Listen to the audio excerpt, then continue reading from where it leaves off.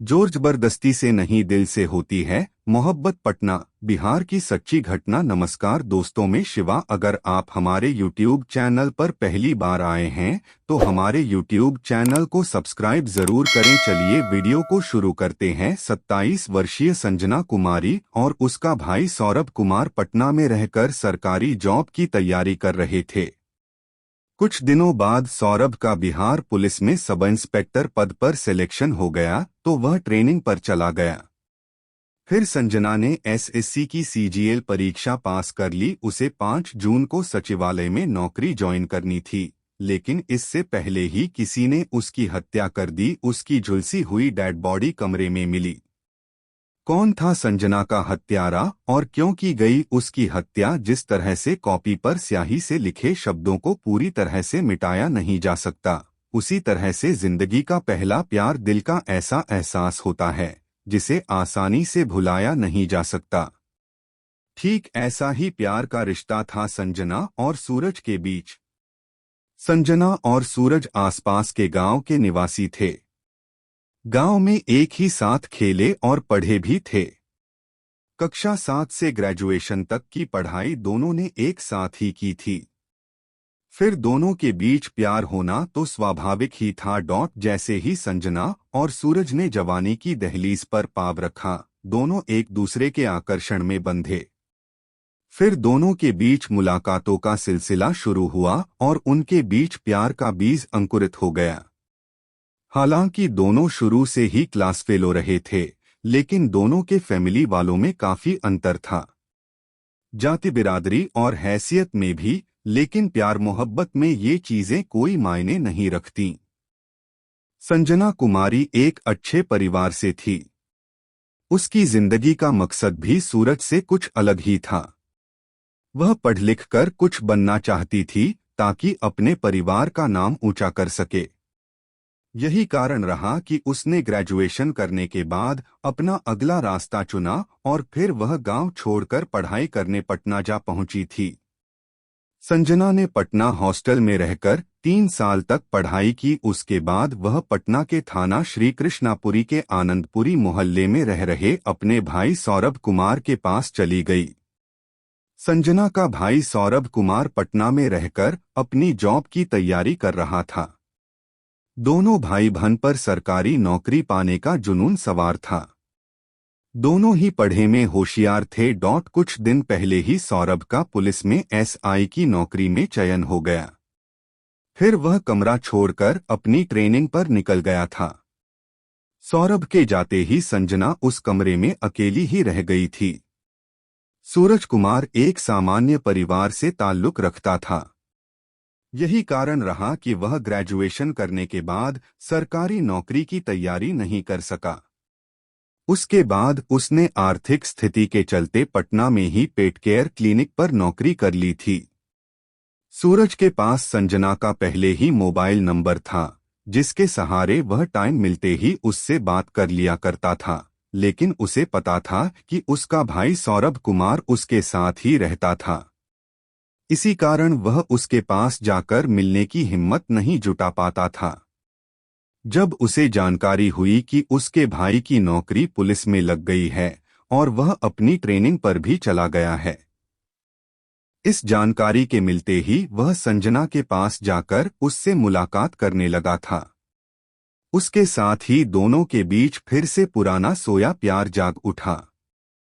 हालांकि संजना भी उसे दिलोजान से प्यार करती थी, लेकिन उसका लक्ष्य सरकारी नौकरी पाना था, जबकि सूरज उसे पाने के लिए व्याकुल रहता था। उसकी यह हरकत संजना को भी पसंद नहीं थी, लेकिन वह अपने प्यार के आगे मजबूर थी। पिछले साल सूरज के फैमिली वालों ने उस पर शादी करने का दबाव बनाना शुरू किया, लेकिन सूरज किसी भी कीमत पर किसी और लड़की से शादी करने को तैयार नहीं था। संजना और सूरज के बीच में क्या खिचड़ी पक रही है, इस बात की जानकारी न तो संजना के फैमिली वालों को थी और न ही सूरज के फैमिली वालों को। सूरज जानता था कि उसके फैमिली वाले संजना की शादी के लिए आसानी से मानने वाले नहीं, लेकिन फिर भी वह संजना के पीछे पड़ा था। वह उसके बिना किसी अन्य लड़की के साथ शादी करने को तैयार नहीं था, लेकिन फैमिली वालों की जिद के आगे उसकी एक न चली। उसी दौरान सूरज ने अपने फैमिली वालों के दबाव में आकर 25 मार्च 2025 को किसी अन्य युवती के साथ शादी कर ली, लेकिन सूरज ने यह बात प्रेमिका संजना को नहीं बताई थी। शादी के 1 महीने तक सूरज ने संजना को फोन नहीं किया। वह वैसे भी अपनी शादी वाली बात संजना से छिपाकर रखना चाहता था, लेकिन किसी तरह से यह बात संजना के कानों तक पहुंच गई। जैसे ही संजना को सूरज की शादी वाली बात पता चली तो उस पर उसे गुस्सा भी आया। इस बारे में उसने सूरज से कोई बात करना उचित नहीं समझा था। उसके बावजूद भी उसने अपना गुस्सा उसके सामने जाहिर नहीं होने दिया। नहीं, संजना ने सूरज को यह एहसास होने दिया था कि उसकी शादी होने वाली बात उसे पता चल गई है।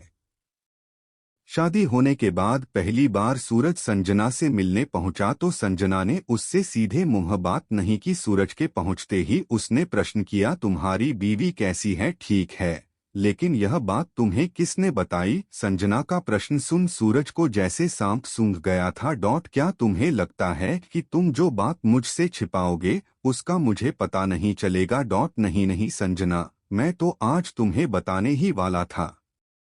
वो मेरे फैमिली वालों ने जबरदस्ती मेरी शादी कर दी, मैं उनके सामने कोई बहाना भी नहीं बना सका। संजना की बात सुनते ही सूरज सटपटा गया।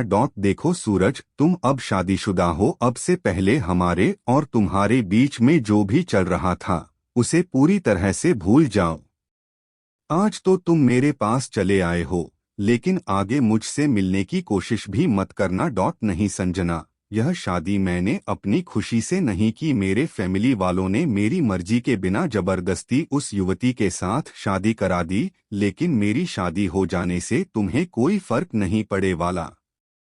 संजना, मैं पहले भी तुम्हें जान से ज्यादा प्यार करता था और आगे भी करता रहूंगा। बस बहुत हो चुका तुम्हारे प्यार का नाटक। अब मैं तुम्हारे साथ कोई भी रिश्ता रखना नहीं चाहती। अगर तुमने आगे मुझसे मिलने की कोशिश भी की तो उसका अंजाम ठीक नहीं होगा। उस दिन दोनों के बीच काफी नोकझोंक हुई। उसके बाद सूरज अपना सा मुंह लेकर अपने घर चला आया था। संजना के पास से आने के बाद भी सूरज ने कई बार उसके फोन पर कॉल लगाने की कोशिश की, लेकिन हर बार उसका फोन इंगेज ही आता रहा। उसके बाद संजना ने सूरज के मोबाइल नंबर को ब्लॉक कर दिया। सूरज को इस तरह से दुत्कारने के बाद संजना को भी बुरा लगा था। सूरज उसकी जिंदगी का पहला प्यार था। संजना उसे बहुत प्यार करती थी, लेकिन उसे उससे ऐसी उम्मीद नहीं थी कि वह चोरी छिपे इस तरह से किसी अन्य युवती के साथ शादी भी कर लेगा। उसने बाद में मन को समझा लिया। सूरज उससे नहीं बल्कि उसके जिस्म से प्यार करता था। संजना काफी समझदार थी। उसके बाद उसने सूरज को भुलाने की कोशिश करते हुए अपना ध्यान पूरी तरह से पढ़ाई पर लगा दिया था। कुछ ही दिनों में उसकी मेहनत ऐसी रंग लाई कि उसने एसएससी सीजीएल का एग्जाम पास कर लिया। उसे अगले महीने 5 जून को ही सचिवालय में नौकरी ज्वाइन करनी थी। संजना की नौकरी लगने वाली बात किसी तरह से सूरज को भी पता चल गई थी। संजना की नौकरी लगने की बात सुनते ही सूरज को बहुत अफसोस हुआ। उसे लगा कि उसने अपने फैमिली वालों के बहकावे में आकर अपनी जिंदगी तबाह कर ली। उसके बाद उसने फिर से संजना को फोन करना शुरू कर दिया। संजना हर रोज उसकी मिस कॉल देखकर इग्नोर कर देती थी, लेकिन जब वह उसकी मिस कॉल से परेशान हो गई तो उसने उससे लास्ट बार फोन पर बात करने का मन बनाया। फिर उसने सूरज का फोन मिला दिया। सूरज, जब मैंने तुमसे एक बार कह दिया कि मुझे फोन मत करना, फिर बार बार मुझे फोन क्यों कर रहे हो? संजना ने प्रश्न किया। संजना प्लीज, मुझे मेरी गलती की इतनी बड़ी सजा मत दो। मैं तुम्हारा गुनहगार हूँ, लेकिन मैं तुम्हारे बिना एक पल भी नहीं रह सकता। प्लीज संजना, मैं तुमसे केवल एक बार मिलना चाहता हूँ। सूरज फोन पर गिड़गिड़ाया। तब संजना ने सूरज को बताया कि मेरी नौकरी भी पक्की हो गई और अगले साल मेरी शादी भी होने वाली है। इसलिए तुम्हारी भलाई इसी में है कि तुम पूरी तरह से मेरा पीछा करना छोड़ दो। तुम्हारी शादी हो चुकी है, अपनी बीवी के साथ अपनी गृहस्थी संभालो। लेकिन उसके काफी समझाने के बाद भी जब सूरज उससे आखिरी बार मिलने की जिद पर अड़ा रहा तो संजना ने हामी भर ली। संजना ने उस दिन उससे साफ साफ शब्दों में कह दिया था कि यह उसका उसके साथ आखिरी मिलना होगा। उसके बाद कभी भी न तो मुझे फोन करना और न ही मिलने की कोशिश करना। संजना को सूरज पर अभी भी थोड़ा विश्वास था, लेकिन सूरज के दिमाग में कुछ और ही चल रहा था। जब से संजना ने उससे मिलने से मना किया था, सूरज हर रात क्राइम की वेब सीरीज देखने लगा था। उनमें फिल्माए गए हर क्राइम सीन को बहुत ही ध्यान से देखता था। वेब सीरीज देखते हुए उसने मर्डर करने के कई तरीके भी सीख लिए थे, ताकि अगर उसे संजना का खून भी करना पड़े तो वह उसे किस तरह से अंजाम दे सकता है। संजना से फोन पर बात होते ही सूरज का मन थोड़ा हल्का हुआ। उसे उम्मीद थी कि संजना उसके प्यार को भूल नहीं पाएगी। उसी आशा के साथ वह उससे मिलने की जुगत में लग गया। लेकिन तब भी उसके मन में संजना को लेकर तरह तरह के सवाल उठ रहे थे। जब उसे यह पता चला कि उसकी शादी फिक्स हो गई है तो वह बहुत परेशान रहने लगा। उसे पता था कि उसकी शादी के बाद वह उससे मिल नहीं पाएगा, लेकिन सूरज किसी भी तरह से संजना को छोड़े को तैयार नहीं था। यही सोचकर कई दिन से उसके दिमाग में कई सवाल उठ रहे थे। वह पहले उसे प्यार से समझाने की कोशिश करेगा। अगर वह मान गई तो ठीक, नहीं तो वह उसे किसी भी तरह से मौत के घाट उतार देगा। यही सोचकर उसने संजना से मिलने की पूरी तैयारी कर ली थी। पूर्वनियोजित प्लान के अनुसार ही उसने एक टी शर्ट और ट्राउजर अपने बैग में रख लिया था। संजना से मिलने की पूरी योजना तैयार करने के बाद वह 15 मई 2025 को बाइक से घर से निकला और ठीक 11 बजे तक पटना पहुंच गया था। पटना पहुंचते ही उसने अपनी बाइक बेली रोड में खड़ी की और फिर ऑटो से बोरिंग रोड तक पहुंचा। बोरिंग रोड से सूरज पैदल ही संजना के रूम तक पहुंचा। सूरज को संजना के मकान की सारी जानकारी थी। उसे पता था कि शहर के अधिकांश लोग गर्मी के कारण 11 बजे के बाद अपने अपने कमरों में कैद होकर रह जाते हैं। संजना जिस मकान में रूम लेकर रह रही थी, उस मकान पर हर वक्त अंदर से ताला लगा रहता था। मकान मालिक राजेश्वर प्रसाद ने अपने सभी किराएदारों को एक एक चाबी दे रखी थी, ताकि किराएदार किसी भी समय आए जाएं। उसके रूम के बाहर पहुंचते ही सूरज ने उसे फोन मिलाकर आने की सूचना दी। उसका फोन आते ही संजना उसे लेने मकान के मेन गेट पर आई, फिर वह चुपके से उसे दरवाजे से अपने रूम तक ले गई। सूरज के रूम के अंदर दाखिल होते ही संजना ने कमरे का दरवाजा बंद कर लिया था, ताकि उसके आने का किसी को आभास भी न हो सके। तभी संजना ने सूरज से प्रश्न किया, बोलो, तुम मुझसे क्या कहना चाहते हो? इस वक्त तुम शादीशुदा हो। तुम्हारी शादी हो जाने के बाद तुम्हारे और मेरे बीच में कोई रिश्ता बाकी नहीं रह गया।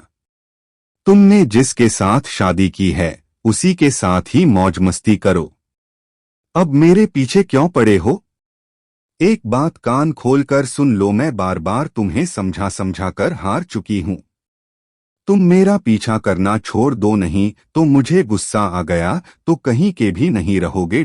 संजना के धमकी भरे शब्द सुन सूरज ने अपना रोना धोना शुरू किया। संजना, मैं कई दिनों से ठीक से सो नहीं पाया हूं। यह शादी मैंने अपनी मर्जी से नहीं की, बल्कि फैमिली वालों ने जबरदस्ती करा दी। अगर तुम चाहो तो मैं तुम्हारे लिए अपनी पत्नी को भी छोड़े को तैयार हूं, लेकिन तुम मेरे साथ इतना अत्याचार मत करो। मैं तुम्हारे बिना एक पल भी नहीं रह सकता। यह कहते कहते सूरज संजना की तरफ बढ़े लगा। अपनी तरफ सूरज को बढ़ते देख संजना ने उसे फिर से समझाने की पूरी कोशिश की। सूरज, मेरी तरफ मत बढ़ा। अगर तुमने मेरे साथ कोई जोर जबरदस्ती की तो मैं शोर मचाकर सबको इकट्ठा कर लूंगी। फिर तुम अपना अंजाम समझ लो, यहां से भाग भी नहीं पाओगे। उसके बाद भी सूरज अपनी हरकतों से बाज नहीं आया। उसने 27 वर्षीय संजना के साथ जबरदस्ती करने की कोशिश की। संजना चीख न पाए, इसके लिए उसने पहले ही उसका मुंह दबा दिया था। इसके बावजूद संजना उससे भिड़ गई। फिर उसने अपना बचाव करते हुए सूरज का डट कर मुकाबला किया। जब सूरज को लगने लगा कि संजना इतनी जल्दी हार मानने वाली नहीं, तभी उसका ध्यान कमरे में ही रखी कैंची पर गया। उसने संजना के मुंह को बंद किए ही वह कैंची उठाई और उसकी गर्दन पर कई वार कर डाले। गर्दन पर कैंची का वार होते ही संजना निढाल होकर नीचे गिर गई। अधिक खून बहने से संजना की मौके पर ही मौत हो गई। यह बात 15 मई 2025 की है। संजना के मरने के बाद भी सूरज की हैवानियत खत्म नहीं हुई। उसे मारने के बाद वह सारे सबूत खत्म करना चाहता था, ताकि पुलिस के आने के बाद वह इस मर्डर केस में फंस न जाए। उसने कई वेब सीरीज देख रखी थी। इन सभी सबूतों को मिटाने के लिए वह किचन में गया। वहां से सिलेंडर लाया और उसका पाइप काट कर मृत पड़ी संजना के मुंह में डाल दिया। फिर उसने उसमें आग लगा दी। इस घटना को अंजाम देने के दौरान उसके कपड़ों पर खून के छींटे आ गए थे, जिनको पहनकर वह अपने घर नहीं जा सकता था। इसलिए अपने साथ लाई टी-शर्ट और लोअर पहन लिया। उसके बाद सूरज ने संजना के रूम में कपड़े इधर-उधर बिखेर दिए। उसका मोबाइल, लैपटॉप, उसके गले की सोने की चेन व 25,000 रुपए नकद अपने बैग में रख लिए, ताकि उसके रूम से जाने के बाद पुलिस उस घटना को लूटपाट की घटना समझे। घटनास्थल से सारे सबूत मिटाने के बाद सूरज ने संजना का रूम बाहर से बंद कर दिया और उसके बाद वह दबेपाम नीचे मेन गेट से फरार हो गया। सूरज ने बड़ी ही चालाकी से संजना को मौत की नींद सुला दिया था, जिसकी मकान मालिक या उसमें रह रहे अन्य किराएदारों को भनक तक नहीं लगी थी। इस घटना को अंजाम देने के बाद सूरज अपनी बाइक से वैशाली की ओर भाग गया। वैशाली के रास्ते में ही उसने संजना का मोबाइल, लैपटॉप गंगा नदी में फेंक दिया, जिससे उसके पास उसका कोई भी सबूत न रहे। शाम को लगभग 4 बजे के आसपास उस मकान में काम करने वाली मेड आई। उसने घर का दरवाजा खुला हुआ देखा तो उसने उसकी जानकारी मकान मालिक को दी। तभी मेड की नज़र संजना के रूम की ओर गई। उसने देखा कि उसका कमरा पूरी तरह से अस्तव्यस्त था। उसके कमरे से कुछ अजीब सी स्मेल भी आ रही थी। उसने जैसे ही उसके कमरे में अंदर झांक कर देखा तो संजना कुमारी को जली अवस्था में पड़ी देख उसकी जोर से चीख निकल गई।